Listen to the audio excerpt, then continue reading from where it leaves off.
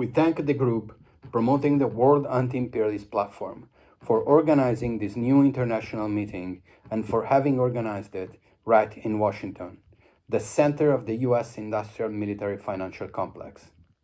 This center oppresses the people of much of the world and is the primary promoter of the Third World War. But this center must face not only the opposition that grows in many countries, but also the rebellion of the popular masses and the rebirth of the communist movement developing in the USA. The overthrow of this US imperialism is the task of the international communist movement, but the decisive role belongs to the popular masses, the working class, and communists in the USA. We therefore wish the conference good work and a fruitful debate, which will be conducive to the revival of the communist movement throughout the world. The war spreading today was not born from bad will, madness, or miscalculation of some imperialist groups.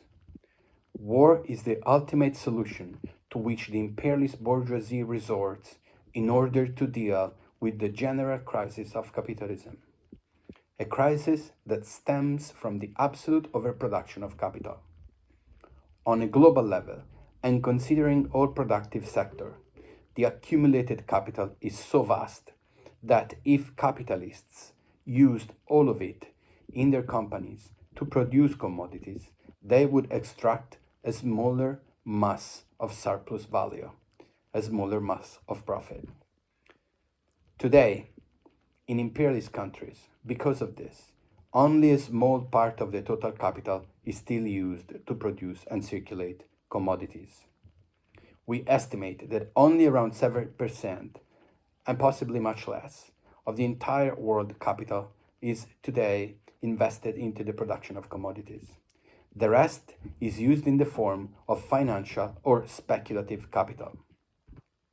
It's this situation that generates the crisis, a crisis that originates from economy but becomes general, affects every area of associated life, social and politics, from morality to culture and the environment.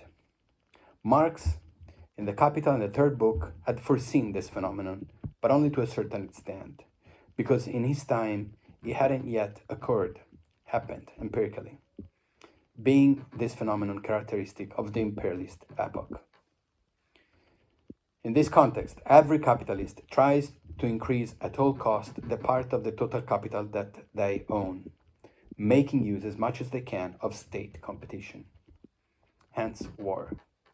Two types of war: the external war, the ongoing Third World War, with the Zionist genocide in Palestine, the US-NATO hybrid war against the Russian Federation through the pro-Nazi regime in Kiev, the Aspides operation in the Red Sea, maneuvers in the Pacific against the People's Republic of China, military missions in Africa and Asia, dirty wars against countries such as the Democratic People's Republic of Korea, Cuba, Venezuela, and all the other states that resist the raids and trafficking of the imperialist group.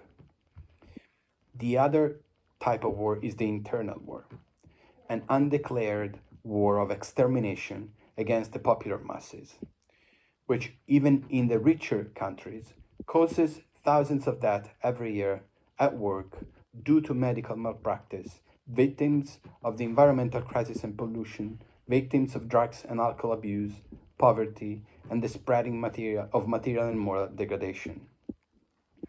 War is overall a necessary part of the general crisis of capitalism, and it is not possible to put an end to it once and for all without overthrowing the capitalist system, at least in some of the major imperialist countries. So the Third World War, like the other two world wars before it, is the result of such a crisis. However, the Third World War differs from the first and the second in 5 aspects. 1. In the world, no country plays a role similar to that of the USSR, but the People's Republic of China plays an important and progressive international role. 2. The revival of the communist movement is a task that communists in imperialist countries still have to accomplish for the main part. But in these countries, the resistance of the popular masses is spreading and created favorable ground. 3. US, Zionist, and European imperialists are not capable of stopping the decline of the US world hegemony. 4. Operation of financial speculative capital are far more predominant over production of commodities. And finally, 5. Hybrid warfare. Overthrown governments, subversion, intoxicating propaganda, attempts to paralyze economic system, proxy war. The hybrid nature of the actual war reflects the role that popular masses have assumed in the political sphere. Basically, there are no longer countries where families live on what they extract from the environment due to the collective nature of the productive forces. So the form of wars had to change accordingly. In general, the First World War began as a clash between imperialist powers.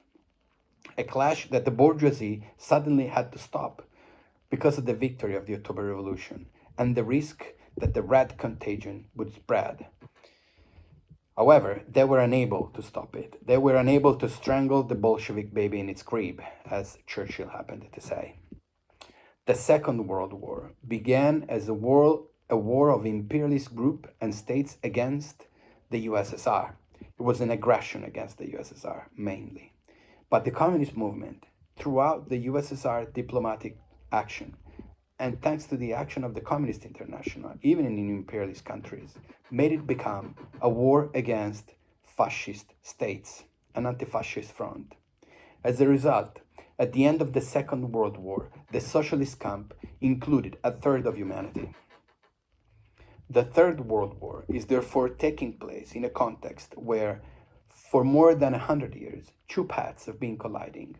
One is the development of the proletarian revolution promoted by the communist movement. The other is the decadence of the bourgeois society. On the eve of the First World War, Lenin predicted that either the socialist revolution would prevent war or the communists would transform war into revolution, and so it was. However, despite having always managed to transform the war into a general advancement on a global scale, the communist movement did not succeed, neither after the First nor after the Second World War, in establishing socialism in any imperialist country. This was the main limitation of the action of the communist movement, and this is the limit that we have to overcome today.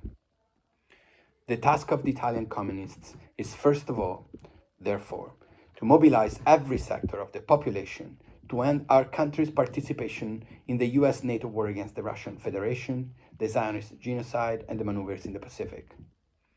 Italy's participation in the war is against the immediate interest of the great majority of the Italian popular masses, and ending it means freeing our country from the US protectorate established in 1948. The bourgeoisie needs to promote this war, but the great achievements in civilization and welfare extorted by the popular masses when the communist movement was strong are now, to some extent, sedimented in the common sense of the vast part of the population, and are hard to give up. The consequences of the war economy are felt, so the resistance is growing. And to stop this resistance of the popular masses and to prevent its transformation into struggle for socialism, the ruling class in our country resorts to militarization of society, war propaganda, and large-scale repression. However, the more they enforce these measures of internal war, the more they show their real nature. The more they go on with war and war economy, the more the political regime in our country will be upset and subverted, and two alternatives will become increasingly concrete. The first, a qualitative leap in the reactionary mobilization of the masses, such as the attempts to introduce compulsory military service, legal ban on political organizations, suspension of elections, and so forth. The second scenario is a political rupture operated by grassroots movements, a front composed of a vast network of popular organizations scattered throughout the country that support the formation of a sovereign and popular government. In Italy, this happened to a certain extent with the governments of the National Liberation Committee from 1943 to 1947. This kind of government can break the submission of our country to NATO and the EU, can take emergency measures, starting from safeguarding our productive apparatus and monetary sovereignty, starting from establishing relations of solidarity, collaboration, or exchange with any other country willing to reciprocate. This is the shortest and least painful route for the popular masses of our country to advance towards socialism. And this is also the highest contribution that we Italian communists can give to the cause of proletarian internationalism. The world revolution can only be a combination of proletarian revolution in single countries. The first imperialist country to break the chains of the international community of US, Zionist, and European imperialists will show the way and lead the popular masses of other countries and will have their help. Italy can be this country. It depends on us communists whether it will be. By winning the internal war, we will also stop the external war. The establishment of socialism in an imperialist country like Italy, even just a decisive leap in the level of socialist revolution, like the formation of a popular emergency government in our country, would break the destructive spiral in which the domination of the imperialist bourgeoisie is dragging the popular masses of the entire world. Similarly, the Russian communists, with the revolution, broke the course of the event and start the first wave of the world proletarian revolution. Long live the communist movement, long live the world anti-imperialist platform and the anti-imperialist front.